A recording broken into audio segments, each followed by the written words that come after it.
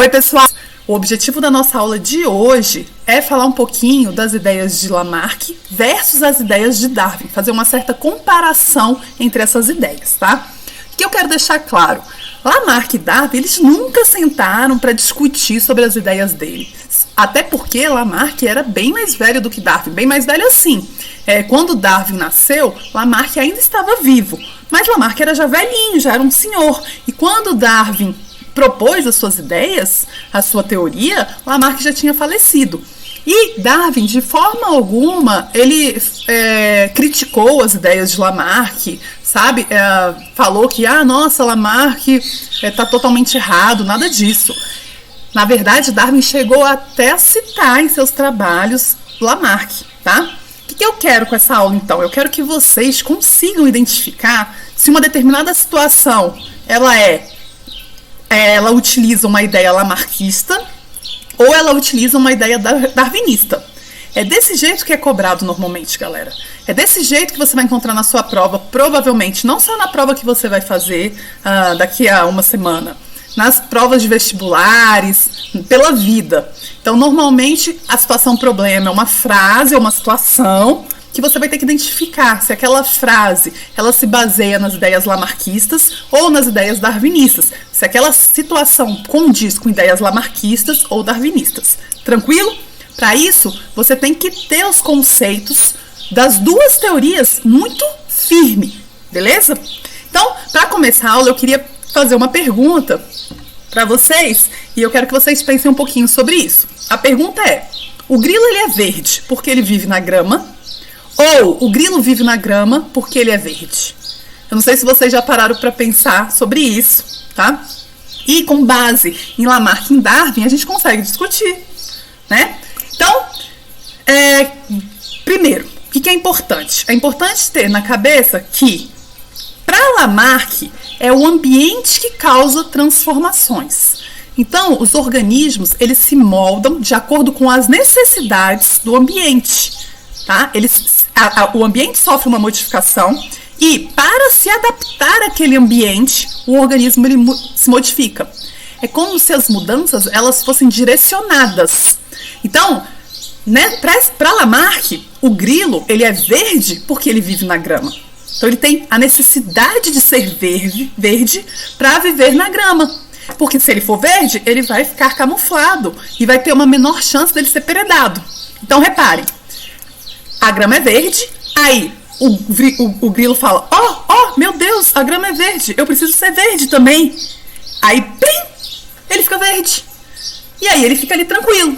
Então, a ideia é essa. A ideia para Lamarck é assim. As modificações, elas ocorrem de acordo com uma necessidade. Então, sempre que vocês lerem uma frase, e aquela frase ela parecer que o organismo ele tem uma certa consciência, e ele sofreu uma modificação de acordo com a necessidade dele para ele se adaptar. Então, a modificação ela ocorre com um propósito para que ocorra a adaptação. Isso é uma frase lamarquista. Isso é uma situação lamarquista. Tranquilo? No caso de Darwin, Darwin defenderia que, na verdade, o grilo vive na grama porque é verde. Por quê? Porque, para Darwin, primeiro, numa população, o que a gente tem que ter na cabeça é que existe variações fenotípicas. Existem diferentes características, beleza? E o ambiente, ele não induz modificações. Na verdade, o ambiente seleciona indivíduos que vão estar mais bem adaptados a uma determinada situação. Então, o ambiente, ele seleciona as características. Ele não induz características. Essa é a ideia de Darwin. Essa é a ideia da seleção natural. Então, reparem. O grilo, se ele for de outra cor, se ele for, sei lá, branco, marrom, ele vai ficar muito aparente para os predadores. Então, por ele ser verde, ele vai tender a viver na grama que é verde, para ele ficar ali camufladinho, tá? E óbvio que o grilo verde, vivendo na grama, ele vai ter uma vantagem em relação a grilos de outra cor. Então ele vai ser selecionado, aquela característica vai ser selecionada. Beleza? Essa é a ideia de Darwin. Então o que a gente tem que lembrar? A gente tem que lembrar que Lamarck ele sempre vai ter essa ideia de que a mudança ela ocorre em função do ambiente, pelas necessidades do organismo de se adaptar. Isso é Lamarck. Para Darwin, existem variações numa população e as características que levam a uma melhor adaptação do organismo, elas são selecionadas. Só que é importante deixar claro, essas modificações elas não são direcionadas. As modificações, as diferentes características ocorrem aleatoriamente. Aquelas que conferem uma melhor vantagem adaptativa é que são selecionadas. E o que seria essa vantagem adaptativa? Seria o indivíduo ele ter uma vantagem em relação aos demais em termos de sobrevivência e reprodução. Beleza? Isso é que é adaptação. O organismo mais bem adaptado, ele vai conseguir viver por mais tempo e deixar descendentes. E deixar descendentes, naturalmente, porque ele vive por mais tempo. Beleza? Dizer que o indivíduo é mais bem adaptado não é sinônimo de dizer que ele é mais forte. Não. A adaptação, ela é dependente do ambiente. Se o ambiente muda, as necessidades adaptativas também vão mudar. Então, um organismo que ele está bem adaptado num ambiente X e esse ambiente sofre alguma modificação, ele pode deixar de ser agora o mais bem adaptado. Beleza? Uma outra característica agora pode ser selecionada. Beleza? Então tá.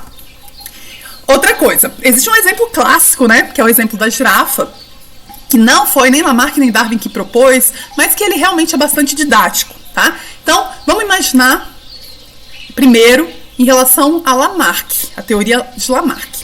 Para Lamarck, a gente tem que lembrar que ele defendia que um organismo, ele vai, pelo uso excessivo de um determinado órgão ou de uma determinada estrutura, ele vai estimular o desenvolvimento daquele órgão e daquela estrutura. Essa é a famosa lei do uso e do desuso. Então, a lei do uso e do desuso, na teoria de Lamarck, dizia o quê? Dizia que quanto mais você usa um órgão, mais você usa uma estrutura, mais ela se desenvolve. Em contrapartida, se você deixa de utilizar algum órgão, se aquele órgão não está sendo necessário, ele começa a se atrofiar até ele desaparecer. Beleza? Bom, então vamos imaginar como Lamarck explicaria a questão do tamanho do pescoço das girafas. Para Lamarck, qual que é a ideia? As girafas, elas tinham um pescoço ali de um tamanho mediano, normal, só que pela necessidade de a girafa se alimentar de árvores altas, ela começou a esticar o pescoço para conseguir coletar as folhinhas altas, e aí o pescoço dela foi esticando. Lei do uso e do desuso. A gente viu que essa lei em alguns momentos essa lei faz até algum sentido, como por exemplo, para o desenvolvimento da musculatura, mas não é uma regra, tá? Na maioria das vezes a gente vai ver que ela não faz muito sentido, não. Então, para Lamarck seria assim. Para Lamarck, a necessidade imposta pelo ambiente, as girafas. Qual necessidade? A necessidade alimentar fez com que as girafas esticassem o pescoço e conseguissem se alimentar de plantas mais altas, e aí elas ficaram pescoçudas. Beleza? O que diria Darwin? Darwin diria que na população de girafas existem diferentes tamanhos de pescoço. Existe uma variabilidade, existem variações naquela característica, beleza? Então tem as girafas pescoçudas, as girafas com pescocinho médio, pescoço pequeno, beleza. O que vai acontecer? Concorda que numa floresta a gente tem árvores de diferentes tamanhos? A girafa com pescoço pequeno, ela só vai conseguir se alimentar de árvores baixas. A girafa com pescoço maior, ela vai conseguir se alimentar em qualquer árvore. Árvores baixas, médias, grandes. Então, a girafa com um pescoço maior, ela passa menos tempo buscando alimento. Consequentemente, ela gasta menos energia na procura de alimento. Como ela consegue mais facilmente, ela vai ter uma tendência a sobreviver por mais tempo. E aquele tempo que ela não gasta procurando alimento, ela pode, e aquela energia, ela pode usar no processo de reprodução. Então é natural que as girafas com pescoço maior, elas vão estar mais bem adaptadas, porque elas vão conseguir alimento de forma mais fácil. Elas vão competir com as girafas de pescoço médio e menor e vão ter uma vantagem, porque só elas vão conseguir se alimentar de árvores altas. Beleza? Essa vantagem adaptativa reflete em quê? Reflete numa maior taxa reprodutiva. E ela vai passar a deixar descendentes, mais descendentes do que as outras girafas na população. Vai chegar um momento que a população ela vai ser uma população de girafas de pescoço grande, basicamente.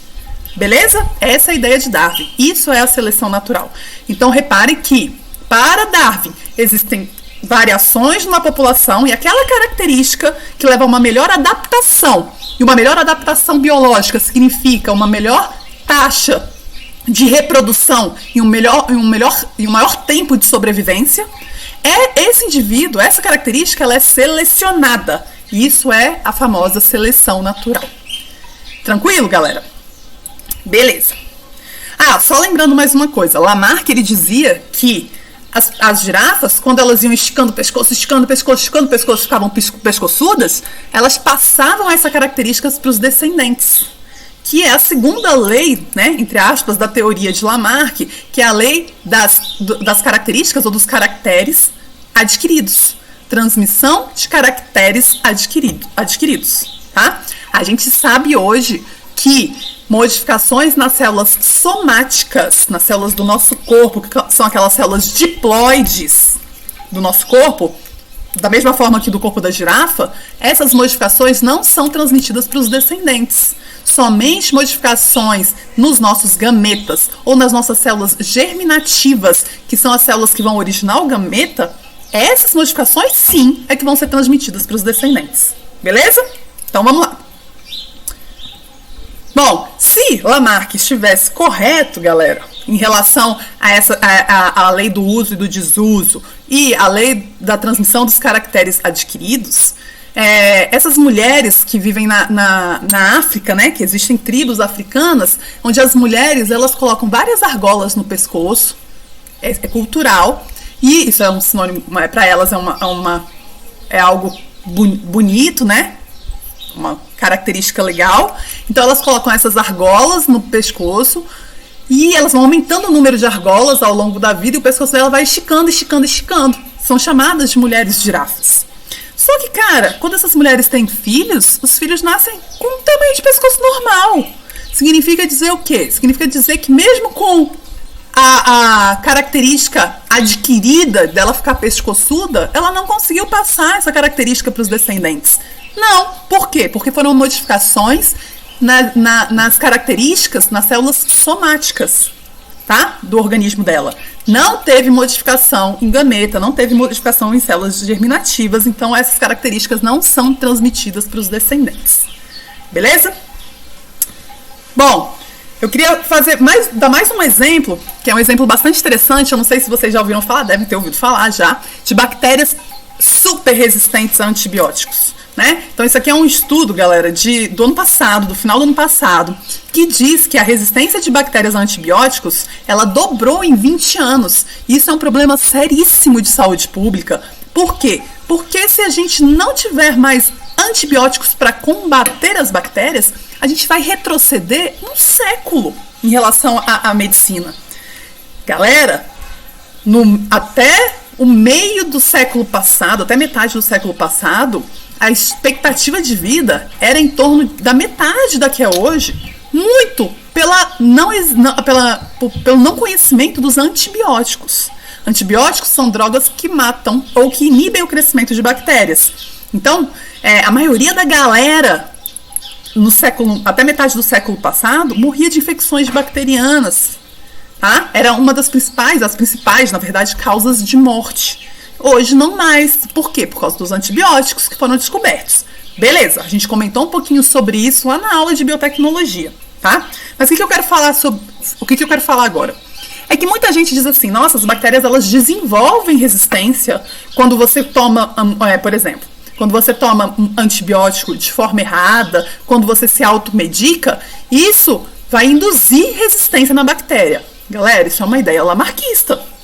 É uma ideia de que o ambiente, a pressão imposta pelo ambiente, que pressão que é essa agora? O uso do antibiótico, faz com que a bactéria, pela necessidade de sobreviver, ela desenvolva uma resistência ao antibiótico. Não é assim que funciona. Na verdade, o que a gente tem? Na verdade, a gente tem uma população de bactérias onde existem variabilidades, existem diferenças. E esses organismos, vai ter organismo que é mais suscetível ao antibiótico, organismo que é mais resistente ao antibiótico. Se você faz uso de antibiótico, principalmente quando você usa antibiótico por menos tempo do que você deveria, que o médico fala, né? O médico fala, você tem que tomar por 7 dias, aí no 3º dia você está se sentindo bem, você para de tomar. Péssima ideia. Ou quando você se automedica, tem uma galera que toma antibiótico para tudo. Toma antibiótico para dor de cabeça. Tá errado. O antibiótico é uma droga específica para bactérias. É um antibacteriano. Beleza? Então, o que acontece? Quando você toma um antibiótico, naturalmente, os indivíduos da população de bactérias, né? Os suscetíveis, eles vão tender a ser eliminados, mas os resistentes vão tender a se manter, principalmente se você não faz o uso correto do antibiótico. E aí o que acontece? Depois de um determinado momento, com o uso excessivo de antibióticos, a gente está tendendo a selecionar numa população a característica resistência, a característica que dá resistência à bactéria, aquele antibiótico. Beleza? Por quê? Porque o antibiótico, nesse caso, é a pressão seletiva. A pressão seletiva é qualquer condição que leve a uma seleção de uma determinada característica, tá? Então, é uma pressão imposta pelo meio. E essa pressão, nesse caso, é um antibiótico. Em alguns casos, pode ser um predador, pode ser um parasita, pode ser o alimento, pode ser o clima, tá? Então, isso são as pressões seletivas que os organismos eles devem enfrentar. E as características que levam a uma melhor adaptação para aquele momento, elas vão sendo selecionadas. Então, é isso que acontece. Você toma antibiótico, você mata a galerinha suscetível, suas bactérias suscetíveis. As bactérias mais resistentes, as resistentes, elas são selecionadas. Daqui a pouco a gente tem população de bactérias resistentes e aquele antibiótico não faz mais efeito. Por isso que nós não devemos tomar antibiótico à torta e à direita a hora que a gente quiser. Porque o que a gente está fazendo? A gente está tendendo a selecionar as bactérias resistentes. E sabe o que é pior? As bactérias resistentes, elas conseguem transferir essa resistência para outras bactérias. Olha que louco.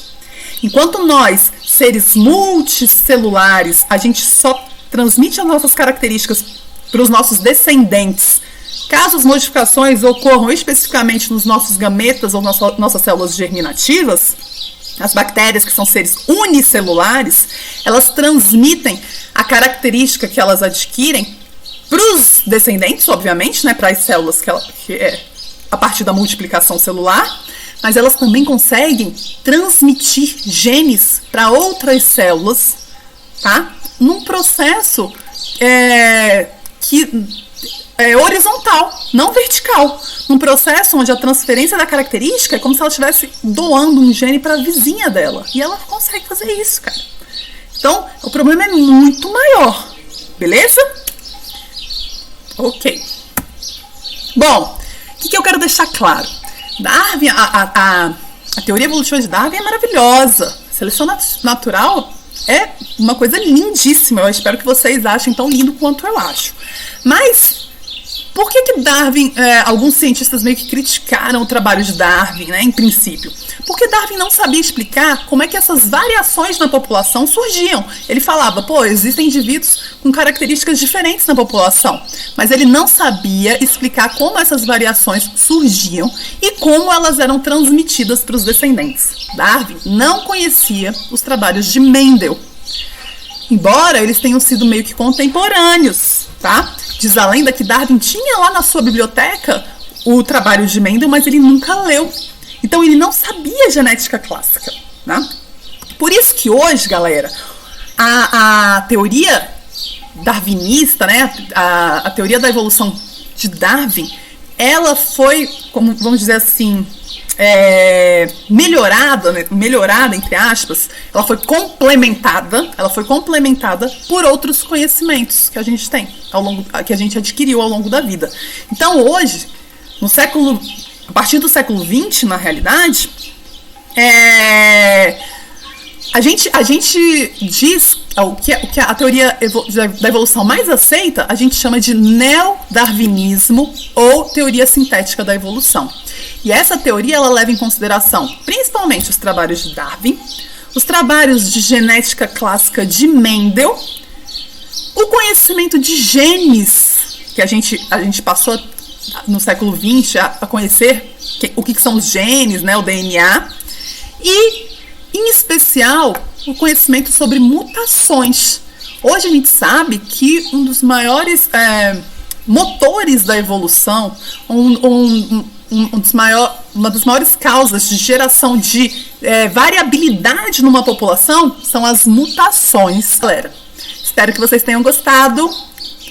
Beijinhos para vocês. Até a próxima. Tchau.